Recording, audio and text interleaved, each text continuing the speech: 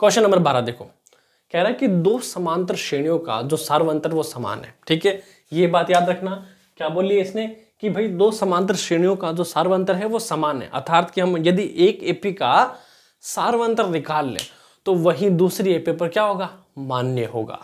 ठीक है, point number 1, यदि इनके 100वें पद का अंतर 100 है, यदि इनके 100वें पद का अंतर 100 है तो इनके 1000वें पदों का अंतर क्या होगा। तो देखो पहली बात क्या बोली थी कि भैया जो अंतर है वो समान रहेगा, अर्थात यदि 100वें पद का अंतर 100 है तो अगर 1000वें पदों का भी अंतर क्या होगा, 1000 होगा, क्योंकि डी जो है चेंज नहीं होगा। अब इसको हमें करके दिखाना है, आंसर तो हमें पता है। ठीक है, तो देखो पहला जो है वो पहली कंडीशन के आधार पर कि यदि इनके 100वें पदों का, तो देखो क्या करना कि माना जो प्रथम इनकी एपी है, प्रथम एपी का प्रथम पद है ना, यानी पहली एपी का पहला पद क्या होगा भैया, ए माना। ठीक है, तो फिर देखो माना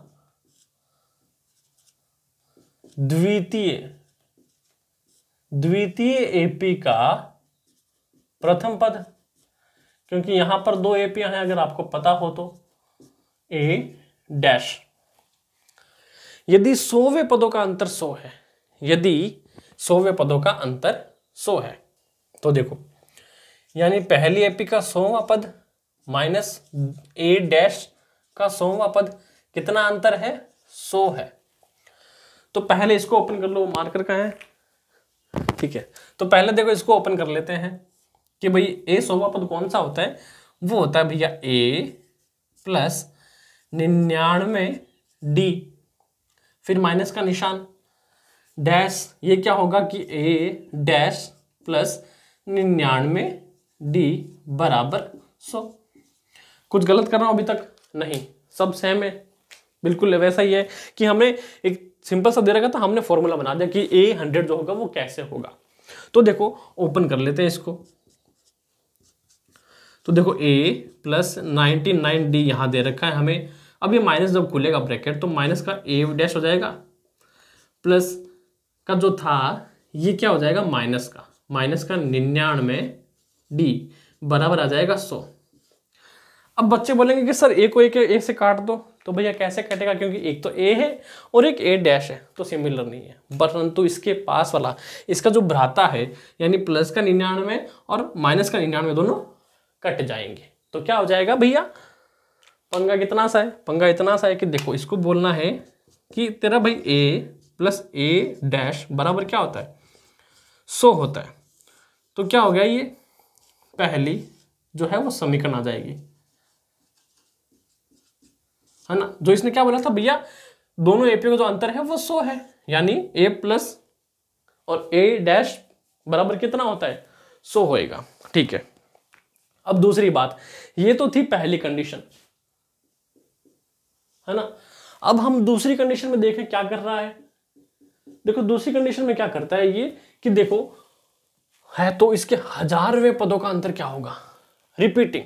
तो देखो ए 1000 माइनस ए डैश 1000 बराबर, तो देखो क्या हो जाएगा कि भैया जो ए 1000 है ना, ये क्या होता है, ये ए प्लस 999 डी होता है।